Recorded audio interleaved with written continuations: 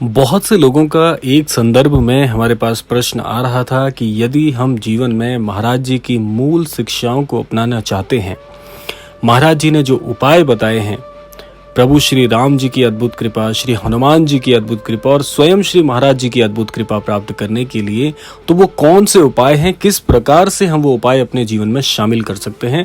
तो आज का जो क्रमांक है इसी पर पूरी तरह से आधारित है। क्रमांक के साथ में बने रहिएगा। आइए चलते हैं आज के इस दिव्य क्रमांक की ओर। महाराज जी कहते हैं कि यदि जीवन में कोई ऐसा व्यक्ति जो मुझसे जुड़ना चाहता है, आध्यात्म को समझना चाहता है, मेरे सानिध्य में आना चाहता है, तो उसके लिए बहुत से जटिल कार्य करने की आपको आवश्यकता नहीं है। अगर आप बहुत ज्यादा आध्यात्मिक प्रवृत्ति के व्यक्ति नहीं हैं, पूजा पाठ के अद्भुत नियमों को नहीं भी जानते हैं, तो भी आप मुझसे सरलता से जुड़ सकते हैं। महाराज जी की एक सबसे बड़ी खासियत है, महाराज जी की एक सबसे बड़ी दयालुता वाली बात यह है कि महाराज जी हमेशा और हमेशा प्रेम के बंधन में बंध जाते हैं।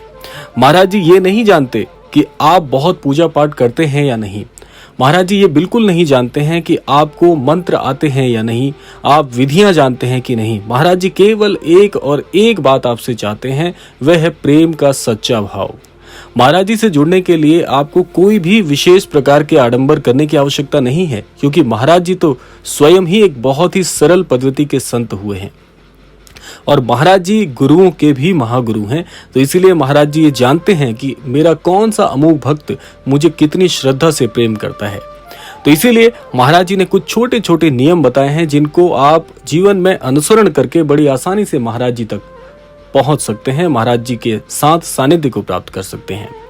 महाराज जी कहते हैं कि अगर आप आध्यात्म में भी बहुत कुछ नहीं जानते, तो केवल एक कार्य कर सकते हैं। महाराज जी कहते हैं कि इस पूरे संसार में, इस पूरे चराचर में केवल एक मंत्र है, वह है प्रभु श्री राम जी के नाम का रस। और यदि कोई भी अनन्य भक्त प्रभु श्री राम जी के नाम में अपनी प्रीति लगा लेता है, प्रभु श्री राम जी के नाम से प्रेम करने लगता है, नाम का रसपान करने लगता है, तो ऐसा भक्त मुझे बहुत प्रिय होता है। क्योंकि आप स्वयं ये बात जानते होंगे कि महाराज जी भी स्वयं श्री राम जी के नाम का लेखन, श्री राम जी के नाम का जाप निरंतर करते रहते हैं। और इसीलिए महाराज जी उसी पद्धति को, उसी महामंत्र को आपको बताते हैं कि जो कार्य मैं कर रहा हूं वही कार्य आपको भी करने हैं। महाराज जी के पद चिन्हों पर चलना है और महाराज जी की प्राप्ति आपको हो जाएगी। और यहाँ तक आपकी यात्रा नहीं रुकेगी, बल्कि इससे भी बहुत आगे तक प्रभु श्री राम जी के नाम का जाप करके आप प्रभु श्री राम जी की अद्भुत कृपा को प्राप्त कर सकते हैं। और इसके साथ साथ एक बात और है कि प्रभु श्री राम जी के नाम का जाप यदि करना प्रारंभ करेंगे, तो स्वयं श्री हनुमान जी भी आपके पास आकर आपको अपना आशीष प्रदान करेंगे। तो यह है बहुत बड़ी राम नाम की महिमा। तो इसीलिए महाराज जी कहते हैं कि किसी भी अनन्य भक्त को मुझसे जुड़ना है, ये मार्ग है, ये पद्धति है, इसके साथ साथ आप मुझ तक पहुंचिए और मैं आपका हाथ थामकर आपको प्रभु श्री राम जी के दर तक लेकर जाऊंगा। तो इसीलिए सच्चे हृदय से पूरे दिन में जितना भी समय निकाल सकते हैं, कोई संख्या मत रखिए, इसको जटिल मत बनाइए, कोई संख्या की आवश्यकता नहीं है। जितना समय मिलता है, जितना मन लगता है, प्रभु श्री राम जी के नाम में उतना नाम जाप करके आप प्रभु श्री महाराज जी को समर्पित कर दीजिए। बाकी सब कुछ महाराज जी पर छोड़ दीजिए। आपकी यात्रा को पूर्ण कराने की संपूर्ण जिम्मेदारी महाराज जी की है। क्योंकि जब आपसे उलझे हुए कार्य आपके नहीं सुलझते, तो वो सारी पोटरी, वो सारी गठरी महाराज जी के चरणों में समर्पित कर दीजिए। आपके सारे उलझे हुए कामों को महाराज जी बनाएंगे और निसंदेह आपको सफलता दिलाएंगे। ये महाराज जी की बहुत बड़ी खासियत है।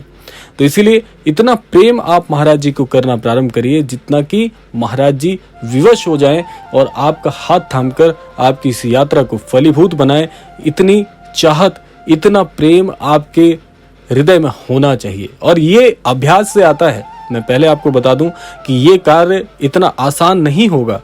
आपको निरंतर अभ्यास करते रहना होगा, दिन प्रतिदिन समय निकालकर कैसे ना कैसे करके आपको ये बात महाराज जी तक पहुंचानी होगी। महाराज जी को आपको विवश करना होगा, जैसे मैंने प्रारंभ में बताया। तब जाकर आपकी यात्रा निसंदेह 100% फलीभूत होगी। आशा करते हैं ये छोटा सा अभ्यास जो आज के क्रमांक में बताया आप सभी को अवश्य ही पसंद आया होगा। इसी कामना के साथ विदा लेने का समय भी आ गया है। विदा लेने से पूर्व समय है प्रार्थना का। यही प्रार्थना करना चाहूंगा कि श्री महाराज जी सभी को अपना आशीर्वाद देकर कृतार्थ करें और एक संपूर्ण जगत का कल्याण हो। इसी कामना के साथ विदा लेते हैं। मिलते हैं अगले क्रमांक में। तब तक के लिए आपका बहुत बहुत धन्यवाद।